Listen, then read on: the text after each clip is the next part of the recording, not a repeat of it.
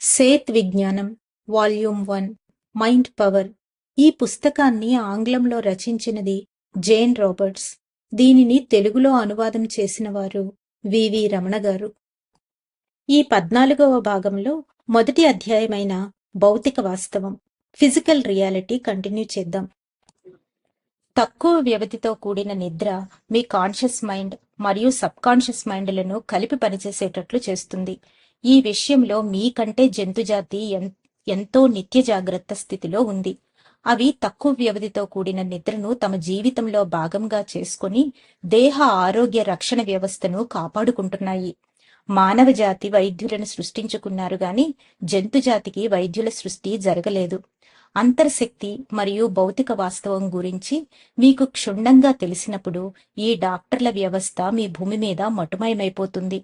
మీ మానసిక శారీరక రుగ్మతలు దాదాపు అన్నీ కూడా మీరు కలిగి ఉన్న అపసవ్యమైన నిద్ర కాల వ్యవధి వలనే కలుగుతున్నాయి. చాలా వరకు మానసిక సమస్యలు సరికాని పద్ధతిలో ఉండే మీ నిద్ర అలవాట్ల వలనే వస్తున్నాయి. 2 గంటల నిద్ర తరువాత బ్రేక్, మళ్లీ 2 గంటల నిద్ర అలవాటు వల్ల మీకు నరాల వ్యాధులు, నాడీమండల వ్యాధులు, మానసిక వ్యాధులు లాంటివి సంక్రమించవు. మీ నిద్ర అలవాట్ల వల్ల మీ ఆహారపు అలవాట్లు కూడా మారిపోతాయి. మీ దేహానికి ఏది సమంజసమైన ఆహారమో చాలా స్పష్టంగా తెలుస్తుంది. రాత్రుళ్ళు సుదీర్ఘంగా నిద్రించడం వల్ల దేహానికి అవసరమైన ఆహారము ఆ సమయంలో తీసుకోలేకపోతున్నారు. రాత్రి సమయంలో కూడా మధ్య మధ్యలో ఆహారం తీసుకోవడం ఆరోగ్యరీత్యా చాలా అవసరం. కానీ మీ నమ్మక వ్యవస్థ అందుకు వ్యతిరేకంగా ఉంది. జాగృత అవస్థలో ఎదురయ్యే సవాళ్లు, ఆందోళన, ఒత్తిడి లాంటి వాటికి నిద్రావస్థలో మరి స్వప్నావస్థలో చాలా స్పష్టమైన పరిష్కారాలు లభిస్తాయి. జాగృతావస్థలో ఎదురయ్యే అర్ధరహిత సమస్యలకు సరైన రీతిలో స్వప్నావస్థలో సమాచారం అందించబడుతుంది. జంతుజాతులు నిద్రావస్థలో దేహం మరియు మైండ్కు విశ్రాంతినిస్తూ చైతన్యపరంగా చాలా అలర్టుగా ఉండగలుగుతున్నాయి. ప్రకృతి ప్రళయాలు లేదా ఏవైనా ప్రమాదాలను నిద్రావస్థలో ఉండి కూడా చాలా బాగా పసిగట్టగలుగుతున్నాయి. గడియారపు టైంతో లెక్కలు వేస్తూ బాల్యంలో గడిచే కాలాన్ని, వృద్ధాప్యంలో గడిచే కాలాన్ని చాలా వృధాగా భావిస్తున్నట్లు ఒక నమ్మక వ్యవస్థలో మీరు కూరుకొని పోయి ఉన్నారు. బాల్యంలో మరి వృద్ధాప్యంలో జరిగే చైతన్య పరిణామం మానవ జాతికి చాలా సహజమైనది, మరి చాలా ముఖ్యమైనది. మీ ఆత్మ పురోగతికి ఇది చాలా ఉపయోగకరమైనది. 4 గంటల వ్యవధి కల నిద్రావస్థ వల్ల మీకింకా మరెన్నో ప్రయోజనాలున్నాయి. జాగృత అవస్థలో మీకు మరుగుపరచబడ్డ మానసిక, ఆధ్యాత్మిక, భౌతిక సామర్థ్యాలు ఈ నిద్రావస్థతో తెలియజేయబడతాయి. జాగృత అవస్థలో ఏ విషయాలలో రాణించాలో, ఏ విధంగా ప్రవర్తిస్తే బాగుంటుందో అలాంటి విషయాలు మీకు స్వప్నావస్థలో తెలియజేయబడతాయి. వ్యక్తిగతంగా లేదా సామాజికంగా మీకు గల సమస్యలకు పరిష్కారం లభిస్తుంది. మీ దేహం మరియు మైండ్లకు సంపూర్ణ రిలాక్సేషన్ 4 గంటల నిద్రా వ్యవధితోనే లభిస్తుంది. మీ డాక్టర్లు అన్నట్లు 8 గంటల నిద్ర మీకు రిలాక్సేషన్ ఇవ్వదు. దేహము మైండ్ మధ్య సంబంధము 4 గంటల నిద్ర వ్యవధి వల్ల మరింత బలపడుతుంది. నిద్ర మరియు స్వప్నాలకు రకరకాల రంగులు పులిమి వివిధ నిర్వచనాలిచ్చి మానవ జాతిని తప్పుదోవ పట్టించారు మీ పశ్చిమ దేశాల శాస్త్రవేత్తలు. ప్రతి దానికి విశ్లేషణలు, పట్టికలు రాసి మానవ జాతికున్న సహజత్వాన్ని వారు గుర్తించలేకపోతున్నారు. పాశ్చాత్య దేశపు ఒక సామెత సోమరిపోతు మైండు ఒక దెయ్యాల కొంప అనేది శుద్ధ తప్పు. వాళ్ల దృష్టిలో నిద్ర, స్వప్నావస్థ, విశ్రాంతి అనేవి వృధా కాలక్షేపంగా కనిపిస్తాయి. అట్లాగని మిమ్మల్ని మానసిక సోమరితనానికి పురికొల్పడం లేదు. చైతన్య శక్తి పరిణామంలో విశ్రాంతి అనేది కూడా ముఖ్యమేనని మీకు గుర్తు చేస్తున్నాను. ఊహాశక్తి, కలలు కనడం, అంతర్ప్రయాణం చేయడం లాంటివన్నీ మీ సమాజానికి వృధాగా అనిపిస్తుంటాయి. కానీ ఆత్మ పురోగతికి అవి చాలా ముఖ్యమని మీరు గుర్తించాలి. ప్రస్తుతం ఈ సమాజం యువతను రెచ్చగొట్టి వాళ్లకు సహజత్వాన్ని కోల్పోయేటట్లు చేస్తుంది. వారిలో అసహజమైన పోటీతత్వాన్ని పెంచి సరికాని జీవన విధానంలోనికి నెట్టివేయడం జరుగుతుంది. ఆధ్యాత్మికత, చైతన్య శక్తి, ఆత్మశక్తి, జీవిత శాస్త్రం గురించి వాళ్లకు బోధించాల్సిన అవసరం ఉంది. జీవితమంటే పోటీతత్వం కాదని, జీవితమంటే ఉన్నదంతా అనుభవించడానికేనని, ఆనందించడానికేనని వాళ్ళు గుర్తించేటట్లు చేయాలి. జీవితంలో ప్రతి ఒక్కరికి ఆధ్యాత్మిక శాస్త్రము తప్పనిసరి అని వాళ్లకు తెలియాలి. 1. జంతువులను వధించడం, వాటి మాంసాన్ని ఆహారంగా భుజించడం ఆధ్యాత్మిక పురోగతికి, చైతన్య పరిణామానికి ఏ మాత్రమూ సరిపడవు. 2. ఆధ్యాత్మిక పురోగతికి మీరే చొరవ తీసుకోవాలి. ప్రయత్నం చేయకుండా, పరిశోధనకు ఉపక్రమించకుండా ఈ విశ్వంలో ఏవి మీ దరికి రావు. మీ సంకల్ప శక్తి కారణమైతే దాని భౌతిక వాస్తవం కార్యమవుతుంది. 3. మీ నోటి నుండి వెలువడే మాటలు, మీ మనస్సు నుండి వచ్చే ఆలోచనలు, మీ దేహం ద్వారా జరిగే చేష్టలు కారణమైతే భౌతిక ప్రపంచంలో వాటి పర్యవసానాలు కార్యమవుతాయి. 4. జీవితంలో అన్ని కోణాలను దర్శించి భౌతిక సంఘటనలను జీవితానుభవాలుగా మార్చి చైతన్య శక్తి పరిణామం చెందడానికి జీవాత్మలుగా మనము వివిధ రకాల జన్మలు తీసుకోవడం జరుగుతుంది. కొన్నిసార్లు అంగవైకల్యంతో, కొన్నిసార్లు దీర్ఘకాలిక వ్యాధులతో కూడా జన్మలు తీసుకోవడం జరుగుతుంది. అంతేగాని పాపానికి పరిహారంగా జన్మలు తీసుకోవడం లేదు. 5. జన్మ పరంపర ద్వారా ఆధ్యాత్మిక పురోగతి, చైతన్య శక్తి వికాసం విస్తరిస్తూ వస్తాయి. తిరోగమనం అనేది ఎప్పుడూ ఉండనే ఉండదు. ఒక్కొక్క జన్మ ఆధ్యాత్మిక పరిణితిని పెంచుతూ వస్తుంది. 6. ఆత్మ అనేది మల్టీ డైమెన్షనల్ స్వరూపం. ఒక దేహానికి లేదా ఒక లోకానికి పరిమితం కావడం లేదు. అనేక లోకాలలో, అన్ని డైమెన్షన్లలో, అన్ని దేహాలలో ఉంటూ విస్తరిస్తూ వికాసం చెందుతూ ఉంటుంది. ఆత్మ అతి ప్రాచీనమైనది, అతి సనాతనమైనది. 7. ఆత్మ చైతన్య పరిణామం చెందడం కోసం ఒక కోణంలో జీవితాన్ని దర్శించి అనుభూతులు పొందుతూ విస్తరించడం కోసం జన్మ తీసుకోవడం జరుగుతూ ఉంటుంది. జన్మ తర్వాత జన్మ, లోకం తర్వాత లోకం, ఇలా అనంతకాలం ప్రయాణం కొనసాగుతూనే ఉంటుంది. ఆత్మకు పాజిటివ్, నెగిటివ్, మరి తక్కువ, ఎక్కువ లాంటి జన్మలనేవి ఉండవు. అన్ని జన్మలు చైతన్య పరిణామం చెందడం కోసమే. 8. మీ జీవితంలో ప్రతి కదలిక ఆధ్యాత్మికతను ప్రభావితం చేస్తుంది. అకర్మణత్వం అనేది ఏ జీవాత్మకు ఉండదు. ప్రతి ఆత్మ కూడా తనని తాను చైతన్య వికాసం చెందించుకోవాల్సిందే. 9. ఈ సృష్టిలో జీవాత్మలన్నీ విశిష్టమైనవే. ఏవీ తక్కువగాని గొప్పగా కాని ఉండవు. మీ దేహం మరి మీ చైతన్య శక్తి యొక్క వికాసం ఈ భూప్రపంచానికి అనుగుణంగా ఒక లయలో కొనసాగుతూ ఉంటుంది. అంతర్ప్రపంచం మరి బాహ్య ప్రపంచం మధ్య అటు నుంచి ఇటు, ఇటు నుంచి అటు నిరంతరము చైతన్య శక్తి ప్రవాహం జరుగుతుంటుంది. భూమి కూడా పరమాణువులు, అణువుల సముదాయమే. వీటన్నిటినీ చైతన్య శక్తి కలిపి ఉంచుతుంది. ఖనిజాలు, జంతుజాతుల దేహాలు, వృక్షాలు, నదులు, లోయలు, పర్వతాలు అన్ని పరమాణువులు, అణువుల నుండి ఏర్పడినాయి. అవన్నీ వివిధ రకాల దేహాలను ధరించి చైతన్య పరిణామం చెందుతున్న ఆత్మశకలాలు. నేను భౌతికంగా, ప్రాపంచికంగా, మానసికంగా, ఆధ్యాత్మికంగా పురోగతి చెందుతున్నాను అనే భావన కొరవడినప్పుడు దానికి పర్యవసానంగా మూర్ఛవ్యాధి దేహానికి సంభవిస్తుంటుంది.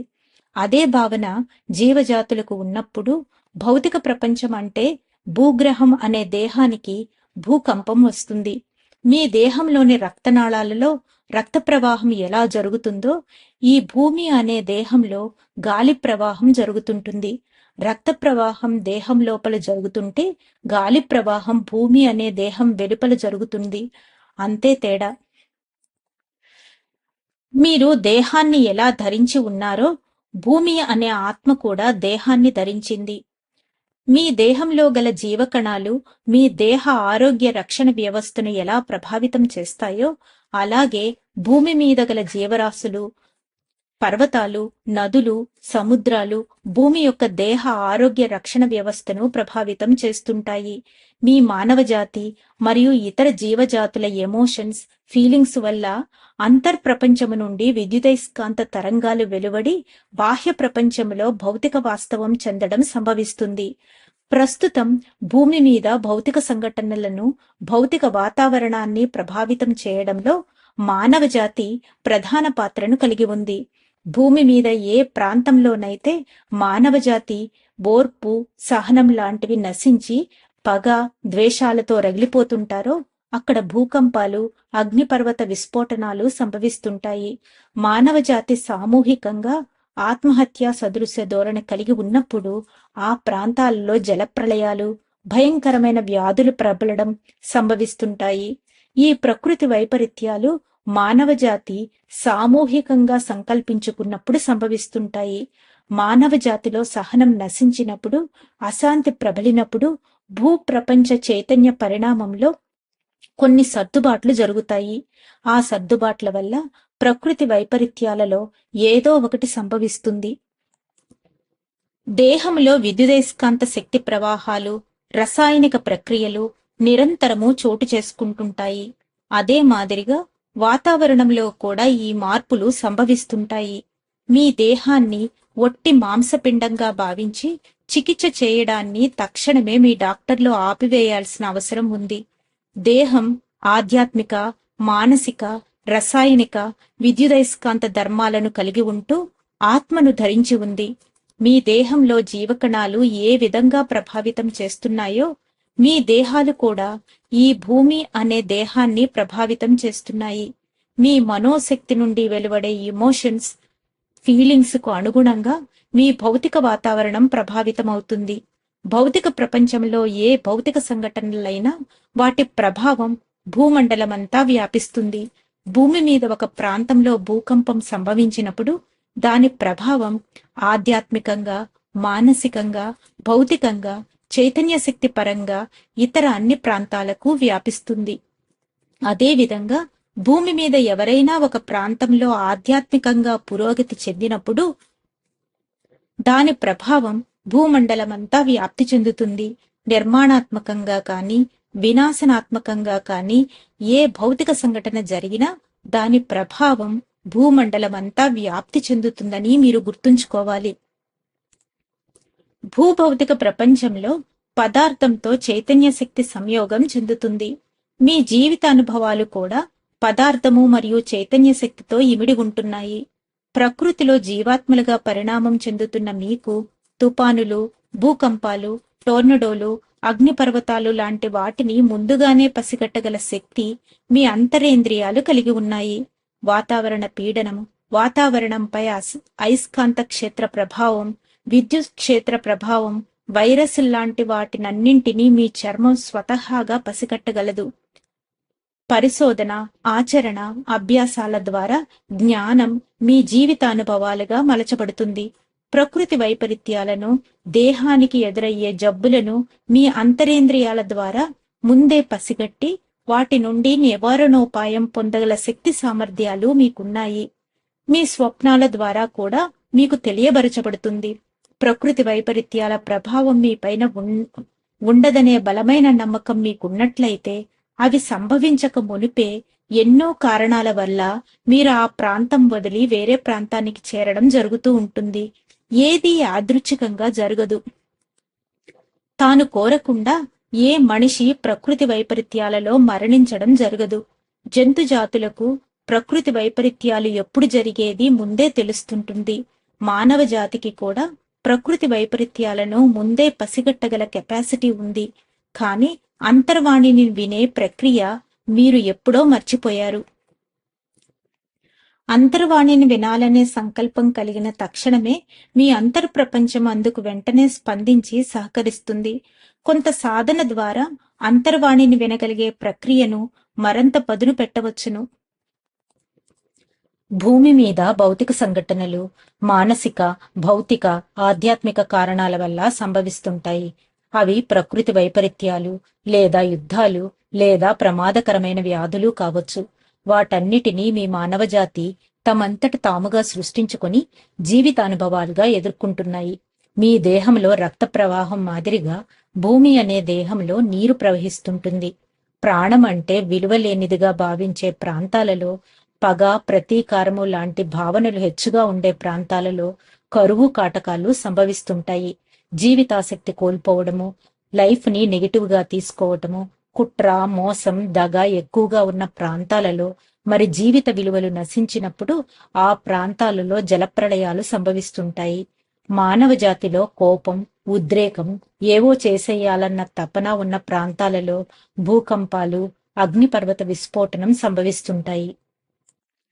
మీ మానవ జాతి సామూహికంగా కలిగి ఉంటున్న ఎమోషన్స్ వినాశకర ధోరణిలో ఉంటున్నప్పుడు అవి ప్రకృతి ప్రళయాలుగా భౌతిక వాస్తవం చెందుతాయి. మానవ జాతిలో ఒక వర్గం ప్రజల పట్ల ద్వేషం, పగ లాంటి భావాలు ఉన్నప్పుడు అది యుద్ధంగా భౌతిక వాస్తవం చెందుతుంది. ఇవన్నీ ప్రకృతి తనను తాను ప్రక్షాళన చేసుకునేందుకు జరుగుతుంటాయి. మీ దేహంలో రక్త ప్రవాహాన్ని, ప్రాణశక్తి విలువను హీనభావంతో చూడడం వల్ల ఆ ప్రాంతంలో మానవజాతి సామూహికంగా అటువంటి ఎమోషన్స్ కలిగి ఉండడం వల్ల ఆ ప్రాంతంలో కరువు కాటకాలు తాండవించి ప్రాణం విలువ గుర్తు చేసేందుకు జరుగుతుంటాయి.